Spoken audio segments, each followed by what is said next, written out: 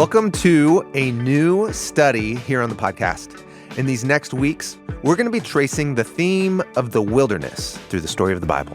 Wilderness, as we're going to see, its primary meaning is about the absence of life. It's a dangerous and hostile place. It's where humans don't live and can't really make an existence. Because both the environment, there's no water, and there's creatures out there that'll kill you. Famously, Israel wanders through the wilderness for 40 years. But pay attention, and you'll notice that almost all the key characters in the Bible go through the wilderness. Wilderness moments don't appear on every page, but they appear at key moments in the stories of Abraham, Jacob, Moses, the story of Israel, very importantly in the story of David. In fact, we're going to find that the wilderness is the setting from which the entire story of the Bible begins. The 7-day creation narrative and the Eden narrative both begin with a wilderness state. By the time you get to the New Testament, the importance of the wilderness as a biblical theme is fully baked, and it's taken for granted. So we see Jesus baptized in the wilderness. He's tempted in the wilderness, and he feeds crowds in the wilderness. And then in the letters of the apostles, the author to the Hebrews and Paul both describe the present moment of followers of Jesus as being a time of following the divine presence that is Jesus through the wilderness. What we learn from all of these stories in the Bible is that while God didn't design humanity for the wilderness, he will meet us there, and he can transform the wilderness. What they get in the wilderness is Eden. The wilderness becomes like a little oasis refuge in the land of death. Today, Tim Mackey and I begin a new theme study on the wilderness. Thanks for joining us. Here we go. Hey, Tim. John Collins. Hello. Hello. We're starting a new project today. Yes, new theme study. New project within the project.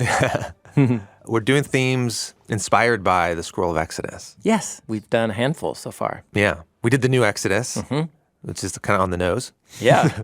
But an Exodus-inspired theme. The core Exodus motif that actually begins in Genesis has an important statement of it in Exodus and then gets replayed in creative ways.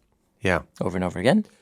We did a theme study on the concept of redemption, the transfer of ownership back to God from slavery.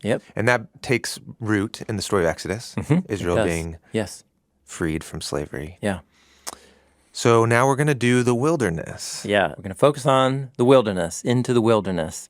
So we've done a handful of these videos that are like ideas that are events or actions that go throughout the Bible. Redemption, is one of them. We've done theme videos that are on key moments of time, like the seventh day. Yeah. We've done theme videos on people or figures, so the Messiah or the royal priest. Yeah. Whereas this is a theme video tracing a place. A setting. Yes, we've done heaven and earth. Okay, those are the big settings, the macro settings. Yeah, that's right. Our first theme video is heaven and earth. I'm trying to think back here. We've done the temple. We've done the temple. That's a location. We did the water of life, which is not a place, but it's like a stream that came out of Eden. Totally. Yes, the river, that comes out of Eden. And man, going all the way back to our How to Read the Bible series, places in biblical stories are always full of meaning. Biblical authors don't have to tell us where events take place, and they often don't. They'll just give you the most vague or general setting. So when they do give you information about where an event has taken place, especially in the first stretch of narrative from Genesis all the way to 2 Kings, there's an accumulating narrative memory of where events take place. And whenever you revisit a certain town or city, again in a later story, 9 times out of 10, it's building off of the memories from the earlier stories. I think that's why Water of Life came to mind, because when we went through that, you showed all the stories that take place at like wells. Yeah, that's right. Yes. Or in the Tree of Life, all the stories that take place by important trees. Mountain. And then the Mountain series. Yes. All the stories that take place on That's the right. mountain. So the wilderness is like those. Okay. There are key moments that take place in the wilderness, specifically in the first two narratives of Genesis. The 7-day creation narrative and the Eden narrative both begin with a wilderness state, echoed by its vocabulary. And then key wilderness moments don't appear on every page, but they appear at key moments in the stories of Abraham, in the story of Jacob, the story of Moses, the story of Israel, in the story sporadically through Joshua and Judges, but then very importantly in the story of David, and then again in the story of Elijah, and then again near the ending of the story of Jerusalem's destruction and the exile to Babylon. So that's just the Torah and prophets. Then when you get into the former prophets, Isaiah through Malachi, they just work the wilderness theme.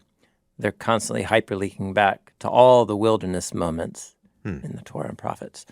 So when you get to the story of Jesus in the New Testament, John the Baptizer. Yeah, he's from the wilderness. He's out he makes his base of Not operations. from them, yeah. Yeah, out in the wilderness. That's where Jesus gets baptized. Okay. And then that's where he goes to be tested. Yes, super important. I mean, that's an absolutely pivotal moment in Matthew, Mark, and Luke, their account of Jesus. It's something that happens to him in the wilderness over a period of 40. Like his ancestors wandered in the wilderness for 40 years after the Exodus. Jesus fed the crowds in a wilderness place. It's specifically called a wilderness spot. Yep, with the same biblical vocabulary. And then in the letters of the apostles, the author to the Hebrews and Paul both describe the present moment of followers of Jesus as being a time following the divine presence that is Jesus through the wilderness. One way to imagine the present moment of following Jesus Messiah is our deliverance from slavery is in the past. That happened in through the work of Jesus Messiah. And our full inheritance of the cosmic new creation is yet future in its full realization. But the present moment is one of wilderness, where we get tastes of Eden, little Eden oases, as we journey in the wilderness. So what's cool is the meaning of the wilderness, what it means, and the types of things that happen in the wilderness. When you get to the New Testament, all that is already baked. Like it's fully baked from the Hebrew scriptures. So when John the Baptizer chooses the wilderness to go do his thing, that's just loaded with all these layers of meaning that don't need to be explained by the gospel authors. When Jesus has his testing in the wilderness, when he feeds Israel in the wilderness, all that's layered with meaning. And then what Hebrews and Paul are doing is very similar. And then for me, it's always significant to see, for a biblical theme, does it go from cover to cover? Does it get picked up in the Revelation? And the wilderness features in specifically two really important moments in the last book of the Christian Bible, the Revelation. There's that bizarre, intense vision with a dragon who's trying to eat and consume a baby boy who's being born from this woman crowned with the stars. And the baby boy, who's called, her seed, it's an image of the seed, the snake crusher, seed of the woman from Genesis 3:15. Right when the snake's about to devour the woman and her child. The dragon? The dragon. Yes, sorry. No, yeah, but the dragon is a snake. The woman and the child are whisked away into the wilderness. Okay. And it becomes like a safe refuge. It's really interesting. Okay. And then the last time wilderness appears is where there's this prostitute riding a big red monster, and she's drinking the blood. Revelation, man. No. And she's Babylon. Okay. And she's riding the beast around in the wilderness. Huh. And that's where Babylon falls and collapses, is in the wilderness. Okay. Truly, it's a cover-to-cover theme, rich development throughout, and these are just highlights. Yeah. Lots of events happen in the wilderness. So one interesting thing in biblical studies on the wilderness is there are times when the wilderness seems to have what feel like contradictory meanings. And it makes you wonder, is this a good place to be, or is this the worst place possible to be. Okay. That's a very real thing. I was feeling that a little bit with those 2 Revelation comments. Oh, yeah, great. Right? Actually, that's a perfect example. Yeah. Yeah. Mm-hmm. Yeah. It's a place of refuge. Oh, and it's where Babylon falls. Exactly. It's like what makes the wilderness the worst place you want to avoid at all costs, and then what makes it one of the best worst things that ever happened to you. Okay. So maybe that's a question going in. Many people feel that tension, and you can see that reflected in biblical scholarship that works on wilderness texts in the Bible. I want to just paint the portrait of the many meanings of wilderness in the Bible. So wilderness, as we're going to see, its primary meaning is about the absence of life. It's the opposite of goodness and life and abundance and flourishing. The primary image for that is garden and lots of water. Yeah. Whereas the wilderness is a primary symbol or image for a decline from goodness back into decay and nothingness, maybe we might say entropy or something like that. But those are the bigger ideas that the biblical authors are wrestling with. Yeah. So let's take this in a few steps. One, this will maybe be less helpful for the listening audience, but I want to show you, Jon, a map. Oh, okay. And we'll try and describe it in a helpful way for those of you listening. Okay. Because the actual geography of the land where the biblical authors lived is important to see. Okay. Or at least see in your mind Yeah. to get a sense of why they use the words that they do. Yeah. So we'll look at a map, we'll do some vocabulary introduction, and then we'll just do a quick survey of the many meanings of wilderness in the Bible that I think will set up some puzzles or questions for us that we'll just explore and unpack in the episodes to follow. The best, worst place that you could be? It depends. Depends. So, into the wilderness. Great.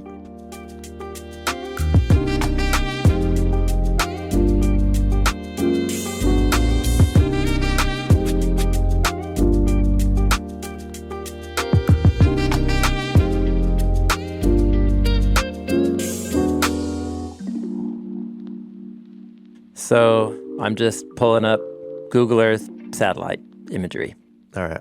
We're looking at the eastern end of the Mediterranean Sea. Yep, eastern end of the Mediterranean Sea. So we can see the top of North Africa, that is Egypt. We can see the bottom half of Turkey. And then the eastern Mediterranean coast, that is Israel, Palestine, Lebanon, Syria, all that. This goes up the coast to Turkey. Jordan, Now you're heading east. Yep. Into what's very brown. Yeah, that's right. Iraq, and then until you get over to the Euphrates and Tigris River. That's right. That come down from the north. Yeah. And then spill back into what's the sea there? The Persian Gulf. Persian Gulf. Yep. So on this map, what you'll notice is Egypt is entirely brown and tan, except for a strip of green that fans out once it goes north into the Mediterranean Sea. Yeah, the strip of green follows the Nile. That's the Nile River. And then when that deltas out into the Mediterranean, it's just a whole bunch of lush land. You got it. Yep. So that's where the Egyptians were enslaving the Israelites. In the delta? Yeah, in the delta.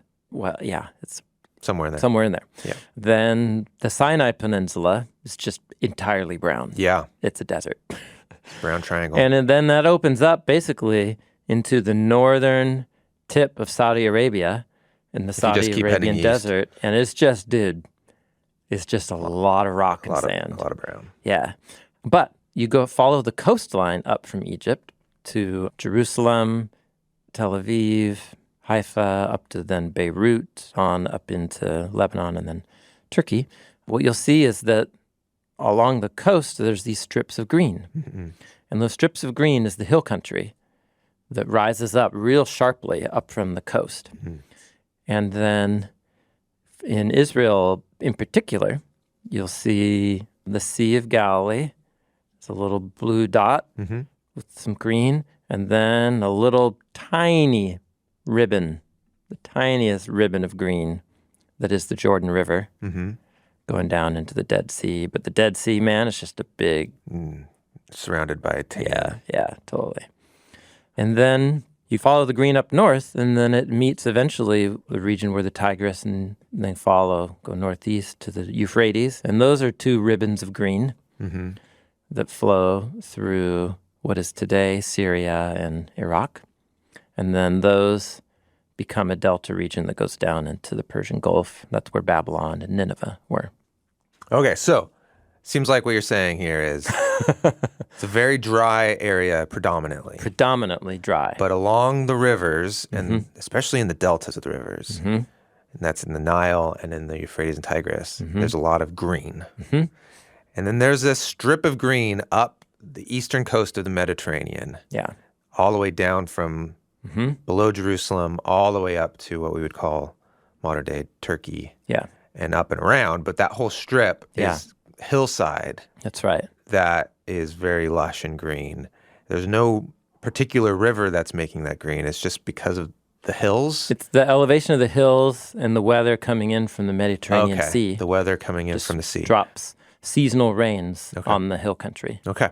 So the green is garden. The green is garden. That's right. The brown is wilderness. Yeah, and from the biblical author's perspective, who inhabited this basic area in and around Jerusalem and the hills of Judea and Israel, it's just a little oasis of green hills. Yeah. Desert to the south, desert to the east, desert to the northeast, and then a huge sea on the west. Yeah. So within visibility, it's like desert on all sides and then the sea on the other side. Desert and sea are the two areas where we can't go. Yeah. I mean, you can go there, but you probably won't last very long.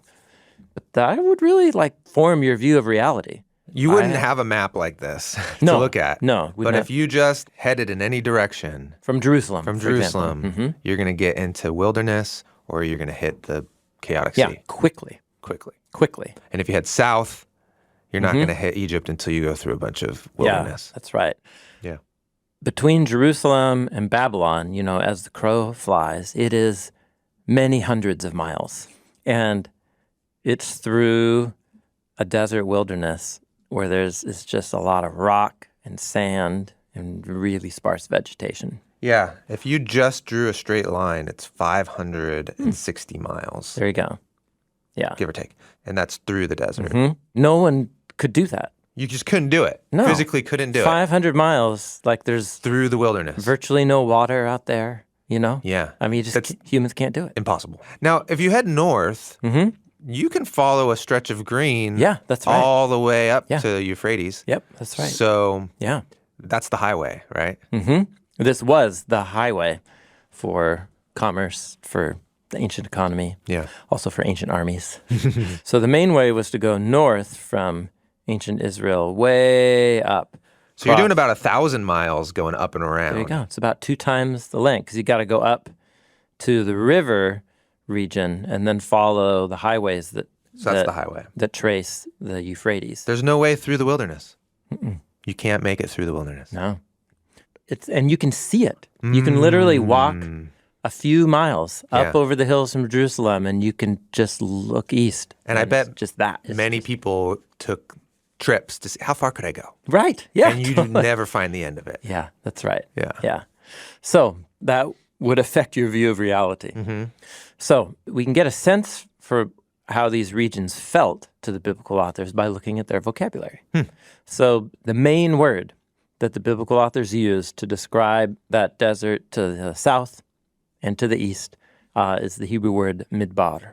That's the Hebrew word for wilderness. Yep, wilderness. Midbar. Wilderness or desert. It's used over 250 times in the Hebrew Bible. There's disagreement about the etymology of the word.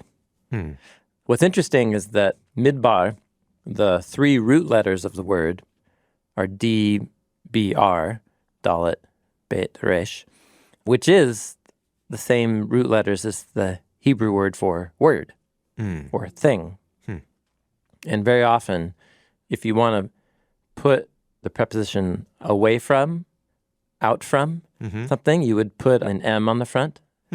And so away from a thing. Okay.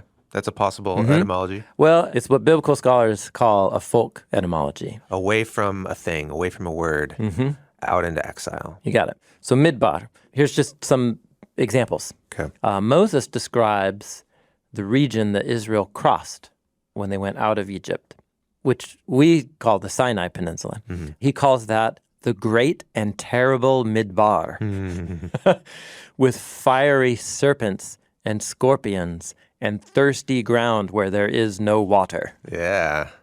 All right. Yeah. The great and terrible Yeah. midbar. It's not a good place Not a kind place. for humans that want to stay alive. Yeah. Because both the environment, there's no water, and there's creatures out there that'll kill you. At least make your life really painful. In the speeches that God gives to Job, when God shows up in the whirlwind at the end of the book of Job, and God's describing, how he architected all of creation. And he asked, who cut open a channel for the rainstorms, the torrents of the rainstorm, and who carved a path for thunderbolts? They bring rain on the land where no one lives, the midbar, where no human can live. And he satisfies the desert and the wasteland and causes the ground to spring up with grass. So who did that? Who architected that whole system there? Yeah. Job. But notice here, again, the presence or absence of water is a key factor. But specifically, the definition of midbar is where no humans live. Yeah. Because you can't live out there and just hope for the rain to come eventually. Yeah. You'll die. Yeah, the poet of Psalm 55, who wants to run away from all of their troubles and all their enemies, says, "Oh, that I had wings like a dove, that I could fly away and find rest. Oh, that I could flee far away. I would even go dwell in the midbar." Because I have wings and I can get there and chill out. Yeah. And then come back. Yeah, totally. But you can see in the imagination, midbar is the furthest possible from any people who could cause me trouble. Okay. Away from people. So he's not thinking about quiet time. Not thinking about water right Yeah. here.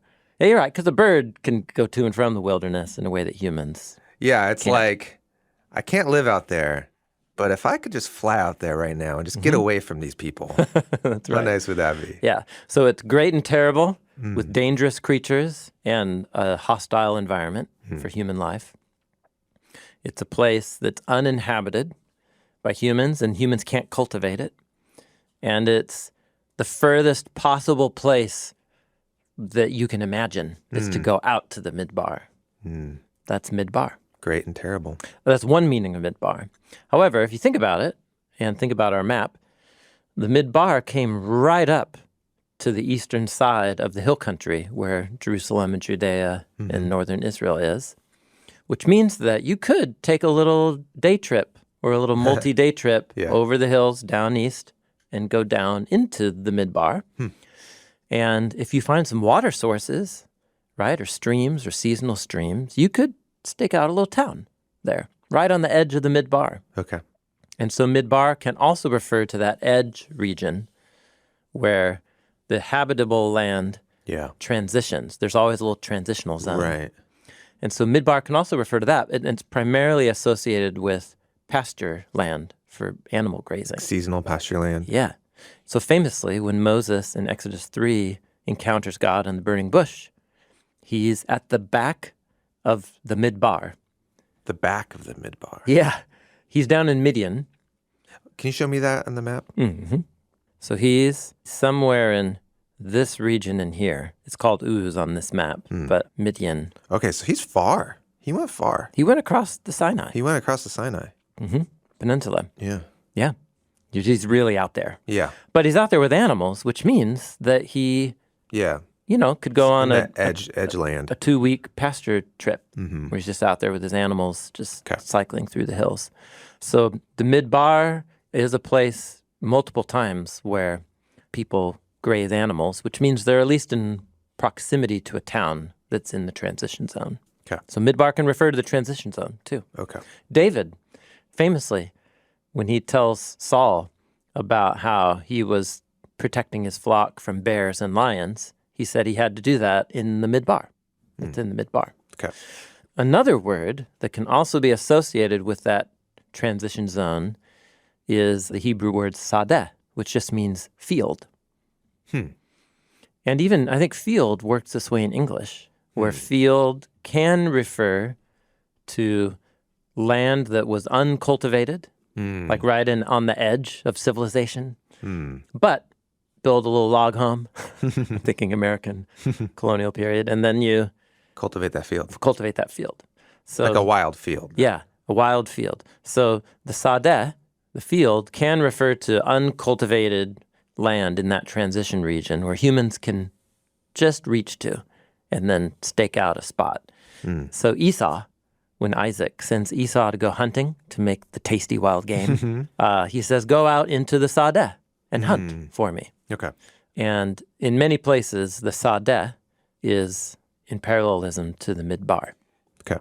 Other words that occur a little less often but are still synonyms. One is the arava, which is the desert plains, kind of like a high desert. It gets seasonal rains, but it's kind of a transition into the real desert in the south. So that's called the arava. Okay.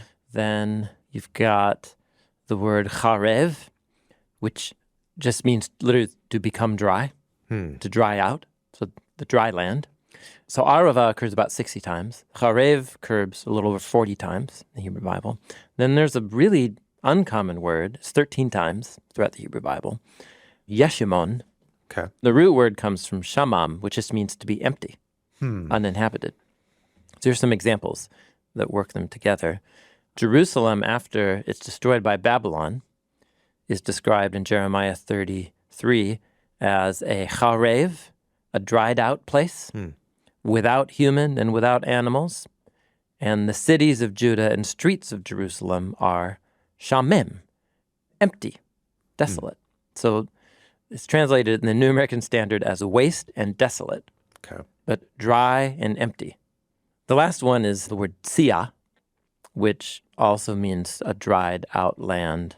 But here we're talking about, like, you know how dirt cracks open when it gets real dry? It's like that kind of situation. Oh, okay. Yeah. Yeah, what would we call that? Parched land.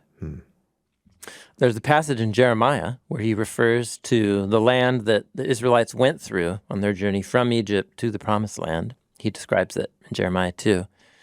He says, Yahweh is the one who brought us up from the land of Egypt, the one who led us in the midbar, in the land of the Arava. The midbar is just describing it as uncultivated. Okay.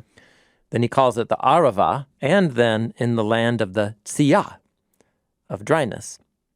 Then it says it's full of gorges or deep ravines, so hills with deep ravines, a land of dryness and then of deep darkness, which I think he's getting a little cosmic there. A land that no one passes through and where no human lives. That's the midbar. Okay. So it can be hilly. It's not just flat. You're going to find animals. Yes. You're going to find brush. In fact, you'll find a common cast of animals. Here's just from two places in Isaiah 13 and 34. When Babylon and Edom have experienced their downfall and those cities become wildernesses, wilderness creatures will take up residence in the cities. It's like dystopian, apocalyptic kind of scenery. So you've got owls. These are the desert creatures. These are desert creatures. Owls, ostriches, shaggy goats, hyenas and jackals, pelicans. I think of the coast, Yeah. but pelicans, hedgehogs, and ravens. These are our desert animals. And then the snakes. Oh, of course, snakes and scorpions. Scorpions. Yeah, that's right. Yeah. Dude, scorpions. So all of that, this is the base meaning. That's what midbar is. Okay. That region. Those regions. Yes. Yeah. Yeah, totally. So the basic meaning, it's a dangerous and hostile place towards human life. It's where humans don't live and can't really make an existence because of hostile creatures and lack of resources. However, it can sometimes refer to the transition regions between cultivated and habitable land on the edges. And that's the base meaning of wilderness in the Bible. Okay.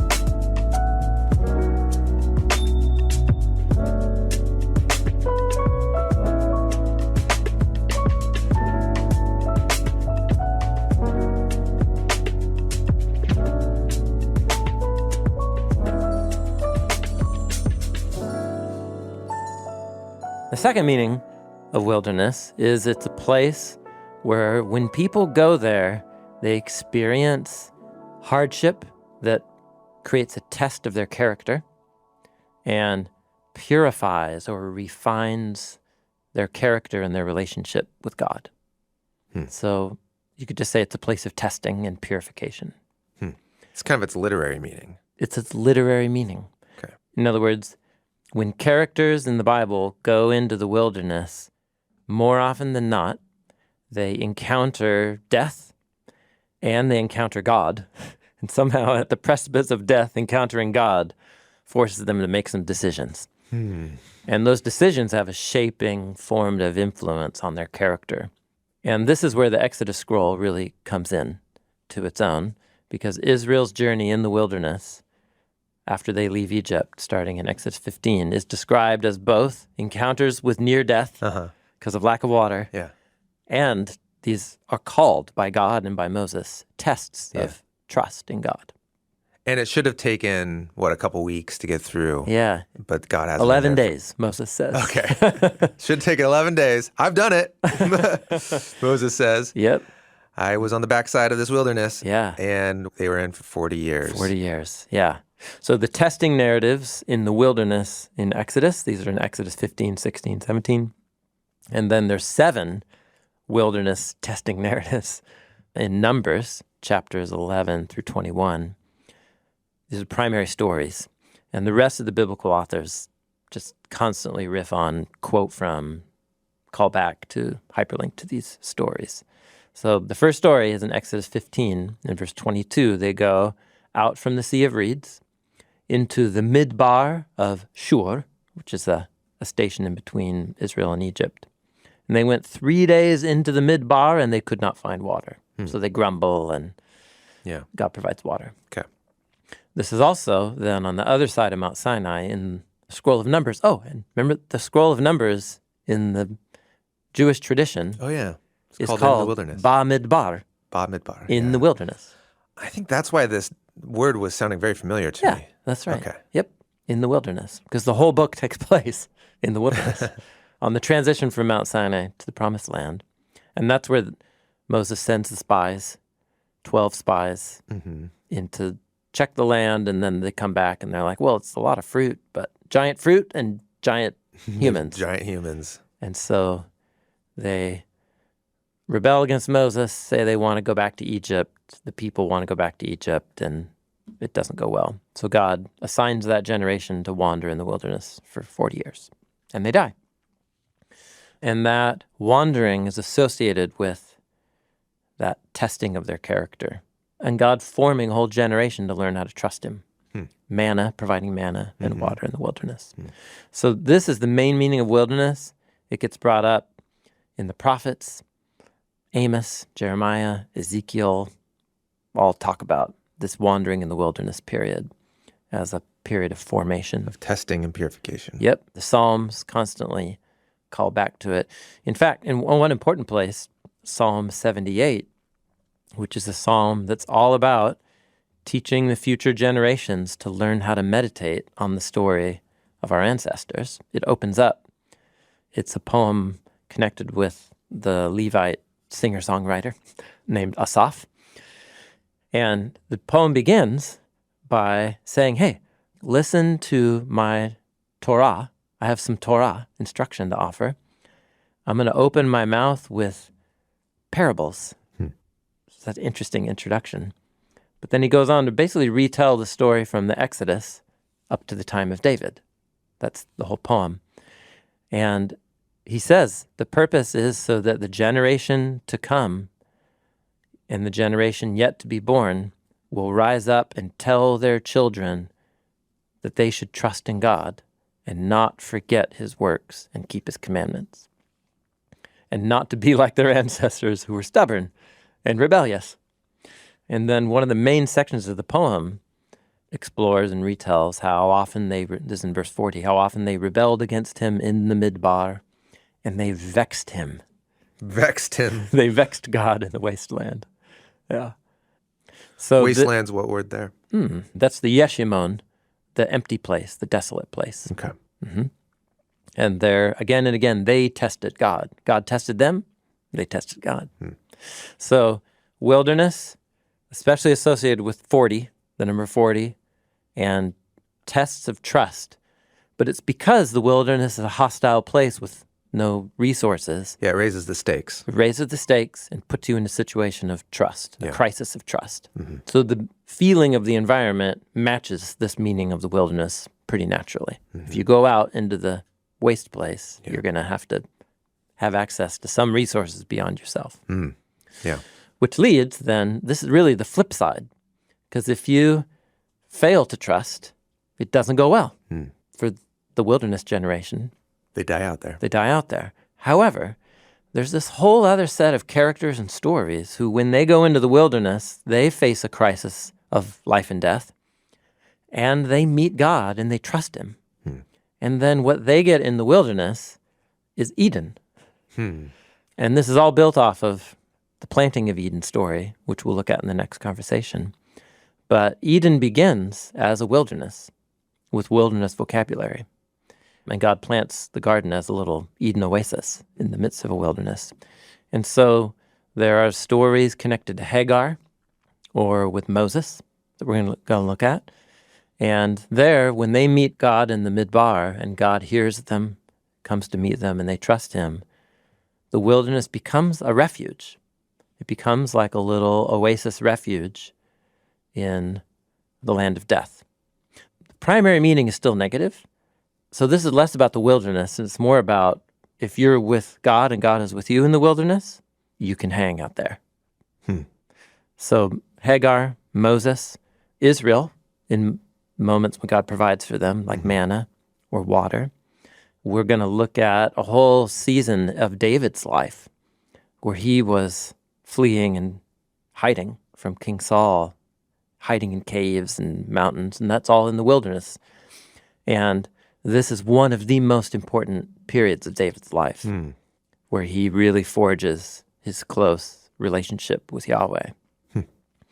And what's really cool is that season of David's life, you know how there's certain psalms attached to David? There's 73 of the 150 psalms in the Hebrew Bible have a note that says of David, connected to David.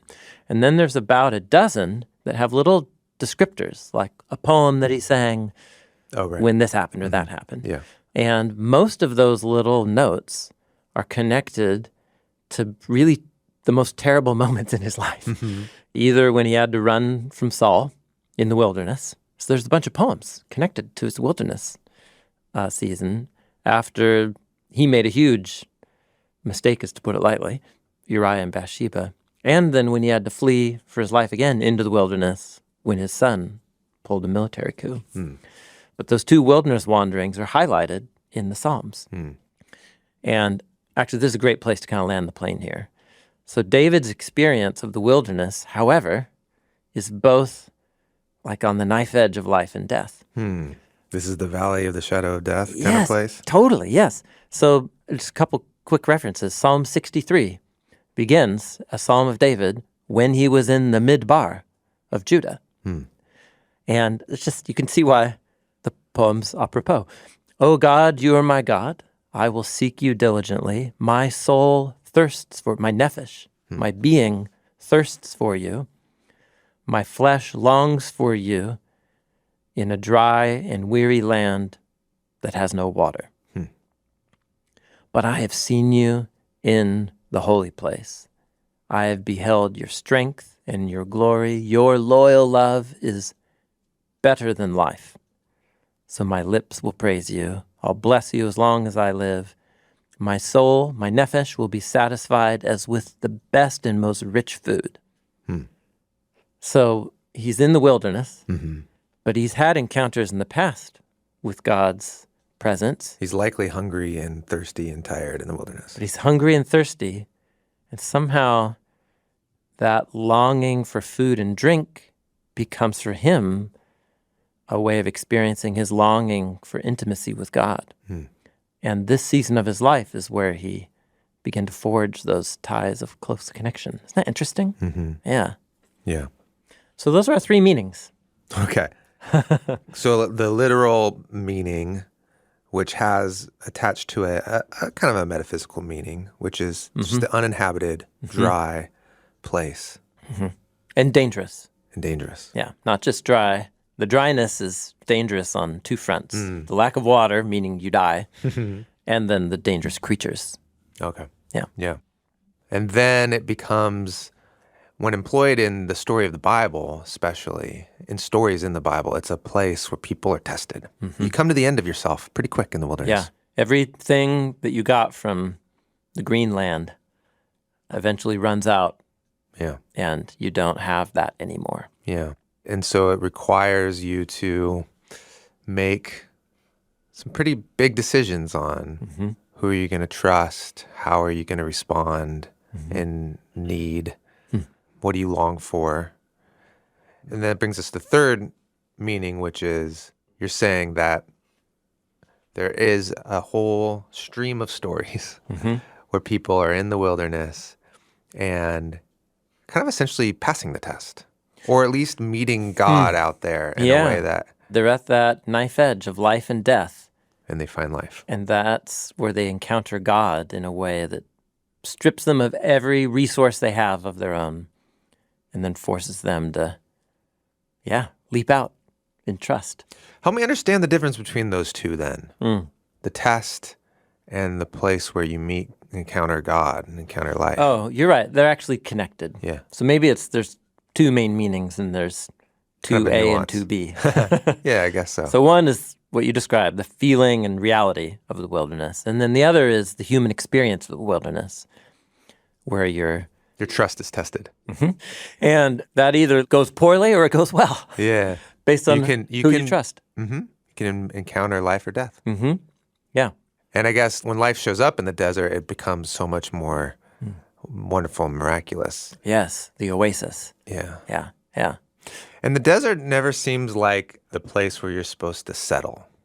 You're going through the desert. You go through it. It's a transition. It's a transition into a new phase. It's a transformational experience. So there's a lot of deep echoes here of something that's really built into the human psyche about how hardship, suffering, and lack can actually provide a refining or transformative character. The journey motif, going on a long journey, and you emerge out the other side, changed.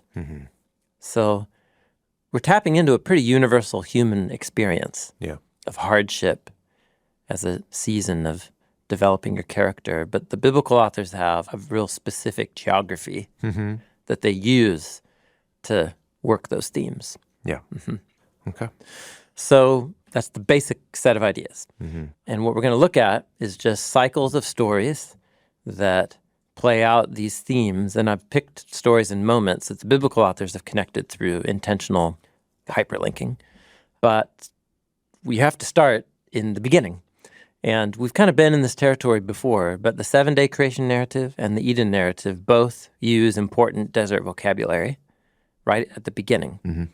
And then the meaning of those words and what happens to the desert in these two creation stories is foundational for understanding how the rest of this imagery works in the rest of the biblical story. So as always, we'll have an episode on the creation narratives before we move on into the biblical story. Okay, to Genesis 1 and 2. Thanks for listening to this episode of Bible Project Podcast. Next week, we're going to turn to Genesis 1 and 2 and see how God creates out of the chaos and nothingness, which the Bible presents as a wilderness. Eden itself is a little oasis surrounded by nothingness. And if I want to avoid returning back into the nothingness, I need to stay here, connected to a life that is outside my own, an infinite source of life. Bible Project is a crowdfunded nonprofit, and we exist to experience the Bible as a unified story that leads to Jesus. And everything that we make is free because of the generous support of thousands of people just like you. Thank you so much for being a part of this with us. Hi, my name is Kate, and I'm from Newburgh, Oregon. Hi there, my name is Frank. I live in Wales. I first heard about the Bible Project when I was looking for something to explain the Gospel of John. And scouring the webs, I found the Bible Project. I first heard about Bible Project through my church. Someone recommended it to me to check it out, unpack a few different sections that I was studying. I use Bible Project to have a real grasp on things that I'm sharing myself. My favorite thing about Bible Project is that you can access it anywhere. I can be traveling and be able to watch a few videos at the airport, or even sit at home and do a classroom online. And my favourite thing about it is that it gives the overall view of a book and of the Bible itself. We believe the Bible is a unified story that leads to Jesus. That leads to Jesus. Bible Project is a nonprofit funded by people like me. Find free videos, articles, podcasts, classes, and more on the Bible Project app. And at BibleProject.com. Hi, this is Katrina. I'm a product designer at Bible Project, and I've been working here for 2 years. My favorite part about working at Bible Project is creating experiences that help people understand, engage with, and truly delight in the Bible. There's a whole team of people that bring the podcast to life every week. For a full list of everyone who's involved, check out the show credits in the episode description wherever you stream the podcast and on our website.